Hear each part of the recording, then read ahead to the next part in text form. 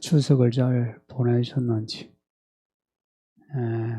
이 추석은 이스라엘 절기 중에 초막절에 해당돼요. 절기의 마지막 절기입니다. 이스라엘이 광야 40년을 보냈잖아요. 그 광야 40년 동안 초막에서 지냈거든요. 그걸 기념하기 위해서 초막절을 둔 거예요. 광야에서 가나안 들어가는데 이걸 마치 이제 광야 나그네 끝나고 이제 가나안 집으로, 하나님 집으로 간다 하는 그런 의미를 뒀어요. 그리고 이 초막절이 마지막 추수절기인데 아버지의 하나님 집에 가는 걸 추수하는 걸로 또 생각했어요. 그 초막절 절기가 있는 달에 나팔절이 있고요. 대속죄일이 있어요. 나팔절은 1월 1일입니다. 유대인 달력을 하면 7월 1일인데 우리 달력을 하면 그냥 1월 1일에 설날에 해당돼요. 이 나팔절에 뭐하느냐? 나팔 불어요. 죄를 회개하려고요. 그래서 죄를 하루 이틀 10일을 죄 회개해요. 이 설날에 죄 회개하는 거 특이하죠. 그리고 10일이 되면 이제 속죄일인데 그날 이제 대제사장이 이제 지성소에 들어가고요. 그리고 속죄, 죄사함을 선포해요. 그 다음에 이제 초막절이 5일 뒤에 있어요. 이게 이제 가을절기예요. 지금 가을 있죠. 가을. 우리가 알고 있는 유월절, 무교절, 초실절, 오순절. 이거는 봄절기예요. 절기의 시작인 유월절이 뭔지 아시죠? 애굽에서 나온 절기예요. 어린 양의 피로 애굽에서 나왔죠. 그러고 보면 6월절에서 초막절까지 이 절기를 이야기로 하면요. 애굽에서 나와 광야를 거쳐 길갈에서 할례 행에 깨끗하게 한 것처럼 정결하게 해서 가나안 들어갔죠. 그런 것처럼 정결하게 해서 하나님의 집으로 천국으로 들어가는 게 절기 이야기예요. 앞에 2장에서 새 교회들에게 보낸 편지 우리 읽었잖아요. 거기에 보면 문제를 지적하시고 회개하지 않으며 하고 회개하라 하시고 회개하지 않으며 하고 벌 주는 이야기 나오죠. 이거는요 초막절 이제 앞두고 정결케 하는 그거나 똑같아요. 예수님은 이 교회 다 아세요. 좋은 점도 아시고요. 나쁜 점은 또 더 잘 아세요. 나쁜 점은 더 잘 아시는 이유가 뭘까요? 나쁜 점 때문에 천국에 못 가니까 그 나쁜 점에 더 예민하세요. 우리는 내가 잘하는 거 더 칭찬하면 좋겠다 싶죠. 근데 예수님은 아버지 같은 마음으로 우리의 나쁜 점 때문에 천국에 못 갈까 봐 그래서 우리의 나쁜 점에 대해서 더 예민하게 이 감정을 섞어서 책망해요. 회개하지 않으면 촛대를 옮긴다고. 촛대 옮긴다는 거는 더 이상 이제 교회 구실 못한다는 거예요. 그리고 환란 가운데 던져버린다. 이 표현이 무섭죠. 그냥 환란에 둔다도 아니고 환란 가운데 던져버린다. 뭐 성경에 쳐 죽인다 하는 건 아마 같은 말투죠.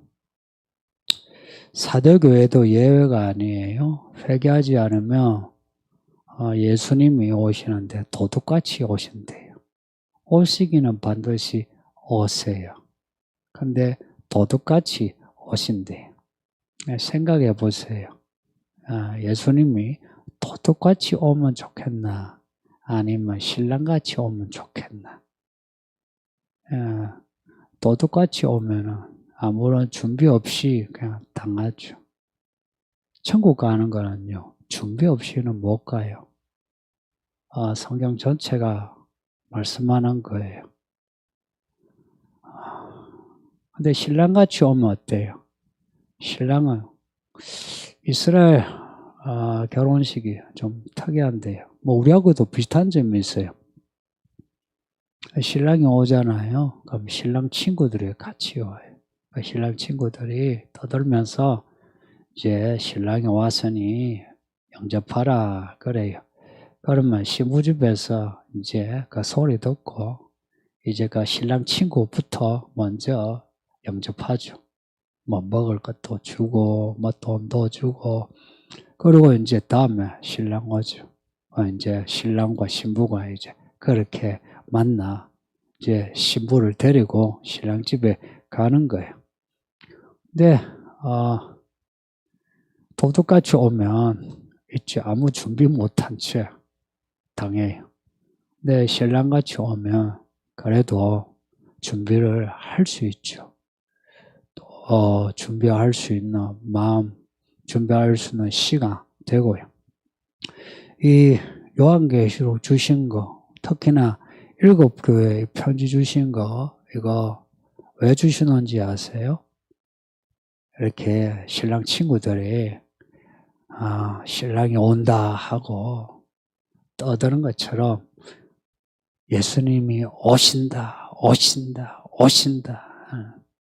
떠드는 소리예요. 떠들면서 준비 안 된 거, 그걸 지적하는 겁니다. 준비 잘 된 거는 놔두고요. 준비 안 된 거, 그거 지적하는 거예요. 그래서 에베소 교회에서부터 라오디게아 교회까지 뭘 준비해야 되는지 그걸 지적해요. 준비 안 되면요, 천국에 못 들어가니까. 이 문제는 요한계시록만이 아니라 구약의 선지서는 물론이고요. 특별히 복음서에 예수님이 자주 말씀하셨어요. 그건 마태복음 25장인가 그 열처녀 비유 있죠. 열처녀. 신랑을 맞이하는데 5처녀는 기름을 잘 준비해가지고 혼인잔치에 들어가는데 5처녀는 기름이 준비 안 돼서 못 들어가요. 그 신랑에게 잠시만 기다려달라고. 혹은 기름 든 처녀들에게는 야 기름 좀 빌려달라 하니까 다 거절당했어요. 그래서 그 5처녀는 못 들어가요. 또 달란트 비유도 그렇죠. 달란트를 맡았는데 그걸 남겨야 돼요. 근데 세워라 내워라 뭐 이런 핑계 저런 핑계 대면서 달란트를 그냥 놔뒀어요. 달란트 남기지 못한 사람은 천국에 못 들어가요. 남긴 사람은 들어가고요. 요한계시록은 그런 이야기 같은 맥락에 있습니다. 준비하라 하는 겁니다. 예수님이 반드시 속히 오시니 준비하라. 앞에 1장에서도 그렇죠. 이 말씀은 반드시 속히 될 일이다. 그래요. 이 일 중에 가장 큰 일이 뭐냐? 재앙보다는요. 예수님이 오신다는 게 가장 큰 일이에요. 그리고 22장 끝장에도요. 거기서도 그 20절에 내가 진실로 속히 온대요. 진실로. 진짜 온다. 속히 온다. 그 2000년 전에 이런 말씀을 했어요. 그리고 바울이 고린도 교회에 보낸 편지에서 고린도전서 16장에서 우리 예수님 어서 오소서라고 마라나타 했어요. 예수님이 오신다는 겁니다. 2000년 전에도요. 속히 오신다 했어요. 지금 2000년이 흘렀어요. 2000년이 흘렀는데 그때보다는 예수님이 이제 오실 때가 가까웠죠. 그때보다 우리가 더 준비를 해야 되지 않겠습니까? 준비합시다. 2000년 전에 예수님은 죽임을 당한 어린 양이었어요. 그런데 부활하시고 하늘에 올라가셨죠? 지금은요, 어린 양이시지만 그냥 어린 양이 아니라 만왕의 왕이요, 만주의 주가 됐어요. 이제 오시면 예수님을 죽였던 사람들, 그 사람들이 예수님 앞에 벌벌 떨며 무릎을 꿇을 수밖에 없어요. 만왕의 왕이시거든. 우리 문재인 대통령보다 더 커요. 문 대통령 무서워하지 마요. 만왕의 왕이신 하나님을 무서워하세요. 그렇게 오셔서는 있죠. 이스라엘을 가나안 땅에 들여놓은 것처럼 우리도 천국으로 데리고 갔어요. 이 왕이시 예수님을 준비하는데 준비를 안 하고 맞이할 수 있겠습니까? 성도님들, 집에 손님이 와도 집을 치우고 옷을 입고 음식을 준비하죠. 근데 만왕의 왕이시 예수님을 우리가 맞이하는데 뭔가 준비해야 되지 않겠습니까? 근데 준비하라고 하는데 야, 돈 많이 내라, 일 많이 해라, 전도 많이 해라, 선교 많이 해라. 다 필요한데요. 근데 이 요한계시록에서 7교회 보낸 편지에서 예수님이 진짜 준비하라고 한 게 뭐냐? 예, 그걸 읽어내야 돼요. 그 왕의 뜻을 알고 순종하는 게 우리의 도리 아니겠습니까? 뭘 준비하라고 하는지. 이 책망하는 말씀에서 뭘 준비해야 되는지 답을 찾아야 돼요. 칭찬하는 말씀은 놔두고요. 책망하는 말씀에서 들어야 돼요. 앞에 에베소 교회, 두아드라 교회, 이런 교회 보시면 사랑도 있고요, 섬김도 있고요, 인내도 있고요, 수고도 있고요, 이단을 분별하고 내치는 것도 있고요, 예수 이름 붙잡는 것도 있고요. 그것만 있어도 정말 좋은 교회 아니에요? 그런데 그 좋은 것들 있음에도 한 가지 부족한 것, 두 가지 부족한 걸 말씀하면서 회개하지 않으면 촛대를 옮긴답니다. 회개하지 않으면 환란에 넣어둔답니다. 대환란을 격도로 남겨둔다는 겁니다. 무서운 벌 아닙니까? 왜 우리가 이렇게 믿고자 하느냐? 그 환란에 안 처하기 위해서. 또 이 교회가 교회다워 하나님이 통치하시는 나라가 되게 해달라고. 그래서 우리가 복 있는 사람 되게 해달라고. 그래서 이렇게 믿는 거죠. 근데 예수님이 책망하시는 그 문제 해결하지 않으면 천국에도 못 가고 살아서도 천국을 알지 못해요. 근데 그 문제가 에베소 교회나 앞에 도아드라 이런 보감모 교회 주신 책망하는 그 말씀 보면 의외죠. 처음 사랑이 없으면 촛대를 옮긴다 그래요. 또 니골라 발람, 이세벨 이런 교훈을 받아들이면 안 된다 그래요. 오늘 이 사도교회도 그래요. 사도교회 문제나 앞에 교회들 문제나 비슷한 점 있지만 사도교회 문제는 더 심각해요. 왜냐하면 앞에 교회는 그래도 칭찬하는 말씀이 있죠. 근데 사도교회는 1절에서 바로 그냥 칭찬도 없고요.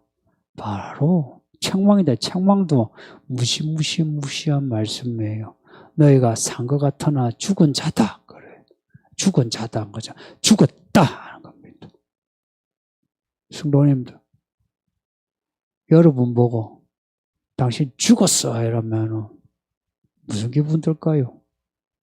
섬뜩하죠. 뭐 애가 죽었어 이러면은 뭐 우스개로 넘기지만 예수님이 우리를 보고 너 죽었어 이러면 무슨 마음 들까요? 죽었다고 선언하신 이유는 야간 앞에 교회들보다 사도교회 문제가 더 심각하다는 거 아니겠습니까? 그죠? 어떻게 해서 그러면 사도교회는 이렇게 심각한 문제 가지고 있나? 그걸 우리가 찾아내야 되고요. 그 다음에 이렇게 죽게 되었으면 어떻게 해야 되나 하고 그 답도 찾아내야 돼요. 왜 죽게 되었나? 어떻게 하면 살아나나?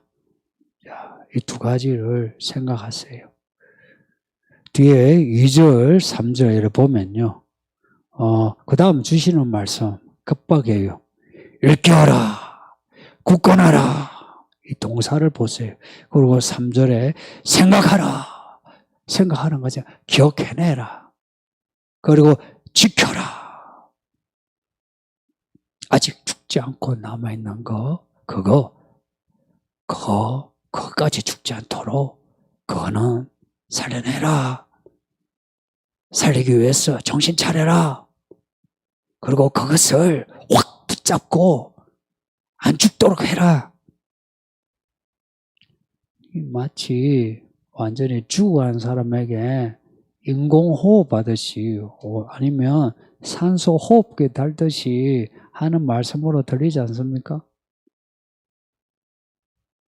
사도교회에 무슨 문제가 있나? 무슨 문제가 있게 이렇게 급박하게 말씀하시나? 이제 2절에서 짐작할 수 있는데 여러분 듣기에 그만큼 심각한지 한번 생각해 보세요. 그 2절 중간에 내 하나님 앞에서 너의 행위가 온전하지 못했다. 너의 행위에서 온전한 것을 찾지 못했다. 이를 찾아봤는데 없더라. 어때요? 심각합니까? 이게 죽었다고 할 만큼 심각한 문제입니까? 에베소 교회에서 처음 사랑을 잃었다는 게 촛대를 옮길 만큼 심각한 문제라고 생각이 들 때요. 그러니까 이런 거 보면 우리가 생각하는 거하고 예수님이 생각하는 거하고 많이 달라요. 성도님들. 그 생각하고 판단할 때에 우리 생각대로 하면 많이 틀려요. 예수님의 생각을 배워야 돼요. 교회 생활은 그걸 배우는 거예요. 특히 이제 나이 들수록, 특히 나이 들어가는 남자들. 그걸 배우지 않고 교회를 하면요. 이런 사도교회 같은 교회가 돼요. 막 일을 하고 산 것 같은데 실제로는 죽은 교회가 돼요. 예수님이 행위를 잘 하신다 그러죠. 대놓고 그래요. 내가 너의 행위를 아는데 그래요. 아시는 예수님이 말씀하시니 틀리지 않은 거죠. 사도교회 죽었다고 하는 그 문제 이유가 뭐냐? 그 사도교회의 행위에 온전한 게 없다는 겁니다. 뭘 하든 온전하지 않다. 그 부자 청년 이야기에서 한 가지 부족한 거 그걸 지적하셨죠. 똑같이 이 사도교회에 이것도 있고 저것도 있고 다 있을지 몰라도 뭘 해도 온전하지 않다. 그래서 죽었다. 제가 이 말씀을 읽는데 이 말씀 읽을 때마다 늘 생각되는 예수님 말씀이 있어요. 마태복음 23장에 나오는 말씀인데 바리새인들에게 주신 말씀이에요. 화 있을진저 너희는 회칠한 묻은 것 같다. 그랬어요. 이 바리새인 서기관들이 되게 경건해요. 그리고 사람들에게 존경도 받고요. 근데 예수님은 그들의 그 외모를 안 보고요. 그들의 마음을 본 거예요. 사람들은 참 괜찮은 사람들이네 해도 예수님은 그 외모가 아니라 그 마음에 있는 동기, 의도 이런 걸 보시는 거예요. 사람들은 몰라도 하나님은 보시는 거. 그래서 온전하지 않다는 겁니다.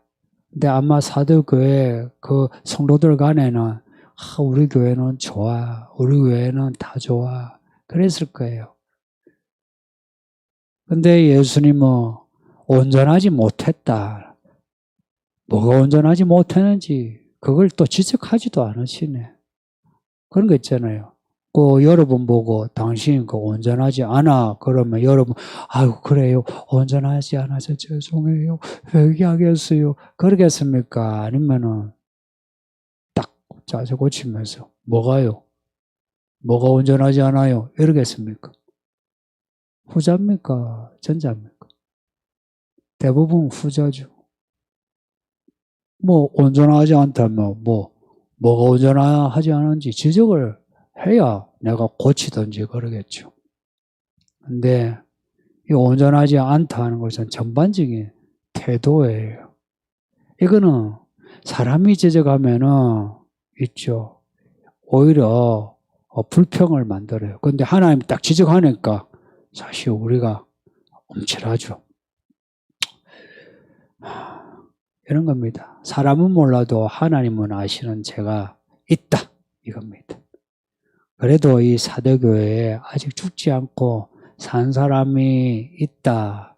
혹은 뭐 죽어가는 사람 중에도 아직 안 죽은 믿음이 있다. 이제 이 두 가지를 또 보시네요. 야가 하나님은 이런 분이에요. 있잖아요. 우리의 죄를 다 보면서도 또요. 우리에게서 구원받을 수 있는 여지를 항상 또 두세요. 그래서 그걸 두고 돌아오라 그러세요. 실제 객관적으로 평가하면 죽어 지옥불에 떨어져야 하는데 근데 하나님은 기회를 주셔서 돌아오라 하시는 거예요. 그러니까 너희에게 아직 남은 거 그거 살려내라. 그리고 너희 중에 남은 사람들 아직 안 죽은 그 사람들 하나님은 이런 분이십니다.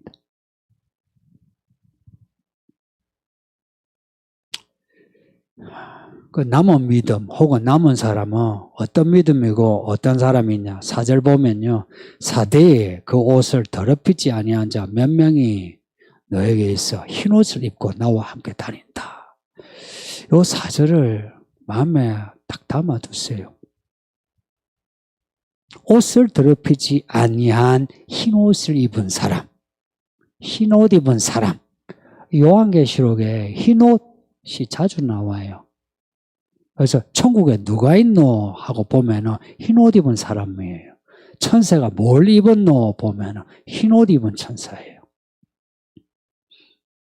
그래서 있죠. 산 사람은요, 믿음으로 산 사람은 흰 옷을 입고 있고요. 죽은 사람은 더러운 옷을 입고 있다는 거예요. 색이 바래져가지고요. 혹은 얼룩이져가지고요. 흰 옷을 입은 사람은 예수님과 함께 하는 예수님을 따르는 사람이 그 7장과 14장에 그 13만 4천 나오거든요. 그 구원받은 사람들인데요. 그들이 흰 옷을 입는데 예수님을 어디든지 따르는 사람이에요. 그래서 우리에게 가장 중요한 거 있잖아요. 사랑, 수고, 봉사, 섬김, 이런 거 있잖아요. 교회 일 같은 거요. 그게 그렇게 안 중요해요. 안 중요하다는 것은 그거 없어도 된다는 말은 아니에요. 제일 중요한 건 아니다는 이야기예요. 그게 또 있어야 교회가 잘하게 돼요. 근데 가장 중요한 게 뭐냐? 그거는요, 흰 옷 입는 거예요. 흰 옷을 입는다는 것은 죄를 짓지 않고 예수님을 따라가는 겁니다. 여기 옷을 이야기하는데 잘 보면요. 옷을 그 옷이라 했어요. 혹은 그들의 옷이에요. 이 옷이요. 원래 우리가 입고 있는 이런 옷이 아니고요. 알고 보면 우리가 예수님을 영접할 때요. 예수님이 우리에게 옷을 입혀주세요. 그거는 흰 옷이에요. 의의 옷이에요. 의의 옷 혹은 흰 옷이에요. 요한계시록에 나오는 이 흰 옷을요, 의의 옷이라 바꿔도 의미가 똑같아요. 우리가 예수님을 영접하죠. 그러면 우리는 못 보지만 예수님은 우리에게 옷을 쫙 한 벌로 입혀줘요. 믿으세요? 그러니까 옷을 다 입혀줘. 흰 옷이에요. 근데 그 옷을 유지를 잘해야 돼요. 우리가 새 옷을 입으면, 특히나 이 밝은 옷을 입으면 얼굴이나 점에 묻으면 씻으려고 애쓰죠. 똑같이 이 흰 옷을 입혀주면요, 우리는 이 흰 옷에 뭔가 묻을까봐 조심해야 돼요. 밥을 먹을 때 조심하듯이 말하고 행동할 때 조심해야 되는 거예요. 내가 혹 죄의 얼룩이 묻을까 조심해야 되는 거예요.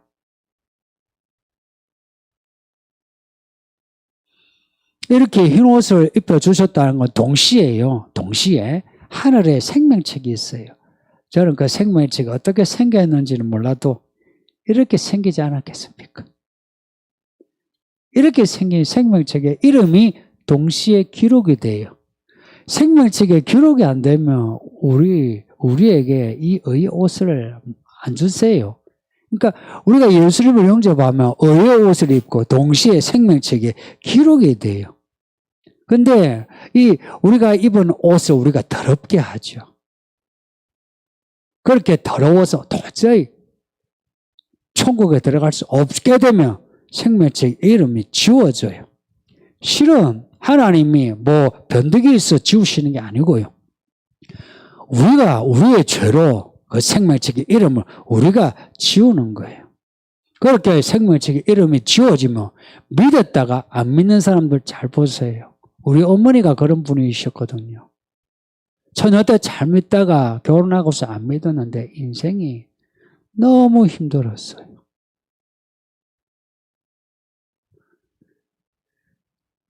예수님이 주신 그 흰옷을 더럽힌 사람의 인생은 고달파요. 희한하게 돈이 있어도 고달프고요. 자녀가 잘 돼도 고달프고요. 나름 자기의 꿈이 이루어져도 그냥 고달파요. 인생에 재미가 없어요. 그 다음에 죽어서 흰옷을 더럽히면요, 천국에 못 들어가요. 생명책의 그 이름을 지키는 길은요, 죄를 짓지 않는 거예요. 죄를 지었으면 그러면 예수의 이름으로 죄 사함 받는 거예요.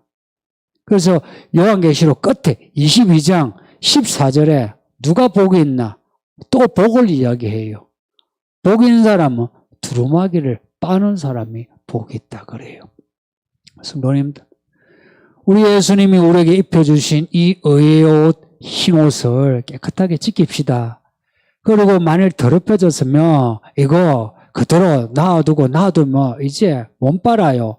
그러니 하나라도 더럽혀지면 바로 빱시다. 어떻게 이게 세탁을 하느냐? 예수의 이름을 부르는 거예요. 야간 우리의 옷이 더럽혀지는 거는 죄 때문이라는 거, 그거 잊지 마요. 그럼 이 더럽혀지는 죄는 뭐고? 죄 이야기하면 꼭 있죠. 아담과 하와의 선악과 이야기해야 돼요. 하나님이 선악과 먹지 말라 했어요. 그런데 뱀이 나타나가지고 이거 먹으면 하나님처럼 된다 그러는 거예요. 하나님처럼 된다. 그러니 아담과 하와, 특히 하와의 귀가 뚫린 거예요. 그래서 뱀의 말대로 선악과를 따먹은 거예요. 이 순간 뱀을 인정하고 하나님을 부정한 게 되었어요. 가인도 그랬어요. 아벨을 죽일 때요. 하나님이 뭐라 했어요. 근데 하나님의 말씀을 적겨버리고 지 감정대로 했어요. 하나님을 부정한 거예요. 죄는 뭐냐면요, 하나님을 내가 시인하지 않는 거예요. 말이나 행동에서 하나님을 시인한 사람은요, 죄를 못 지어요. 오, 예수님, 알겠습니다 하고 예수님을 인정하게 되죠. 그럼 죄를 못 지어요.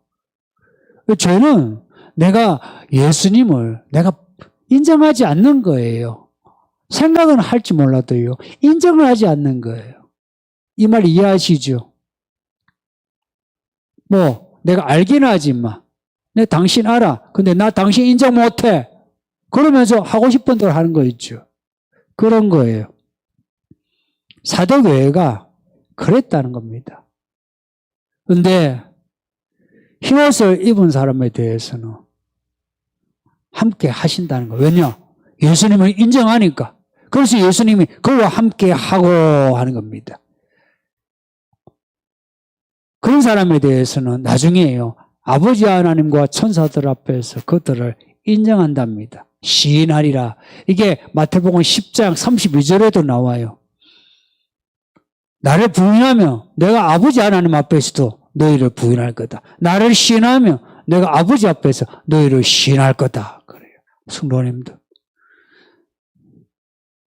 예수의 이름으로 사는 게 때론 불편하고 때론 손해를 볼지라도 어디서나 누구 앞에서든지 예수 이름을 시인합시다. 부정하지 마시고 인정하자는 겁니다. 그래서 예수님이 하지 말라는 거는 하지 않고 예수님이 하라고 하는 거는 그냥 하는 겁니다. 사람들 눈치를 보거나 혹은 내 욕구와 욕망이 이래 있으면 부정하게 되니까 부디 하나님 눈치 보는 훈련을 하셔야 되고요. 그리고 내 안에 내 욕구와 욕망보다는 하나님의 욕구와 욕망, 성령의 뜻을 쫓아가는 훈련을 해야 합니다. 그래도 우리가 죄를 짓죠. 그러면 어찌해야 되느냐? 살아나야 되거든요. 죽어가는 것을 살려내는 길은요. 예수 이름을 부르는 것밖에 없어요. 예수 이름을 부르는 게 예수를 신하는 거예요. 그래서 예수님, 예수님, 예수님 하고 부르세요. 그 예수의 이름에 산소 호흡기나 같아요. 그리고 살아나죠. 그리고 예수님의 말씀을 읽고 듣죠. 그거는요. 밥을 먹는 거나 같아요. 음료수 마시는 것 같아요. 밥심으로 산다 그러죠. 예수님의 말씀으로 사는 거예요. 그렇게 해서 하루하루를 보내는 겁니다. 그렇게 하루하루를 보내면 어느 날인가 우리가 죽어서 예수를 만나든지 어느 날인가 예수님이 우리에게 오십니다. 야가 우리가 예수님을 만나야 하는 겁니다. 이스라엘이 반드시 가나안 땅에 들어간 것처럼 우리도 그 나라에 들어가야 하는 겁니다. 가을입니다. 계절만 가을이 아니라 시대도 이제 가을이 되었습니다. 이 가을에 여러 과일을 추수하잖아요. 열매가 있는 나무는 좋아하지 않습니까? 열매가 없으면 그냥 먼저 잘라버리죠. 성도님, 열매 맺는 믿음의 성도 되세요. 그리고 또 곡식으로 말하면 알곡이 되세요. 그냥 알곡이 되고 그냥 열매가 맺습니까? 그 농부들 보면요. 추수할 점에 더 많이 손질하는 거 아시죠? 지금이 이 시대가 추수하는 시대라면 지금 앞에 어느 시대 살았던 성도들보다 우리는 더더욱 우리 자신을 돌봐야 합니다. 이 말씀을 읽고 들으면서 이 책망하는 말씀을 잘 듣고요. 이 말씀대로 우리가 깨끗해져야 하는 거예요. 그러니 우리 예수님 이름을 늘 긍정하면서 삽시다. 우리 성도 중에 공무원이 있는데 이 공무원이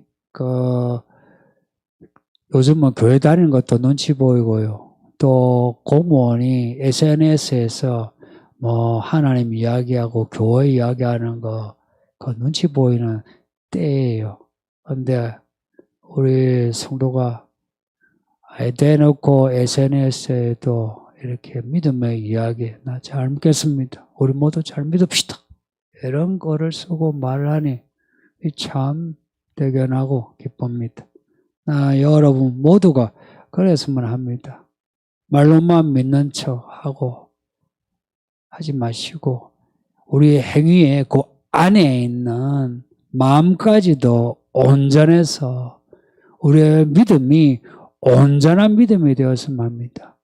그래서 매일 흰 옷을 입고 생활하다가 어느 날인가 나팔 소리 들리고 우리를 부를 때에 이 서울기는 교회 성도들이요, 우리 모두 다 하늘로 올라갈 수 있기를 바랍니다. 혹은 예수님이 내려오실 때 다 예수님을 만날 수 있기를 바랍니다. 한 사람도 빠짐없이. 그리고 그 날이 반드시 속히 오리니 준비하시는 성도들 되시기를 예수의 이름으로 축복합니다.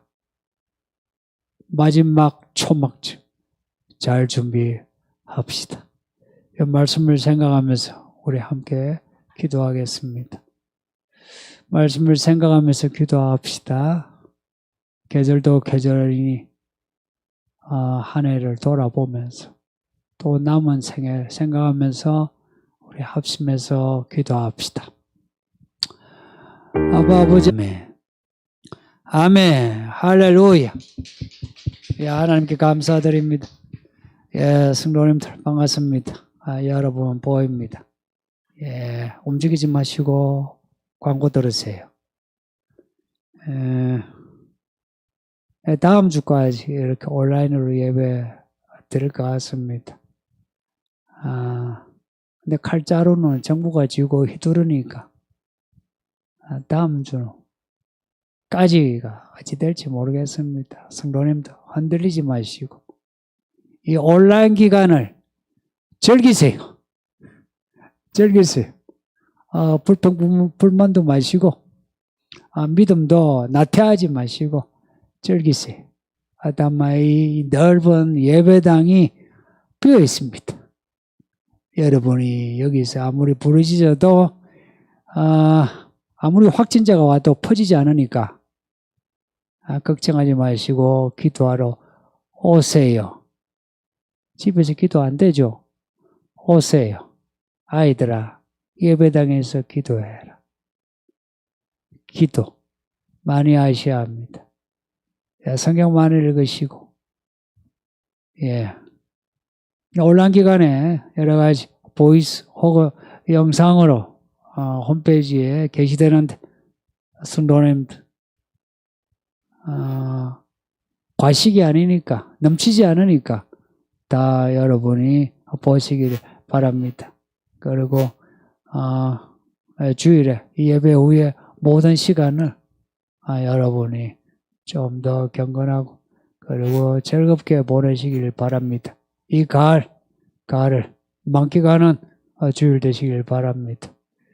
예, 바이바이. 사랑합니다.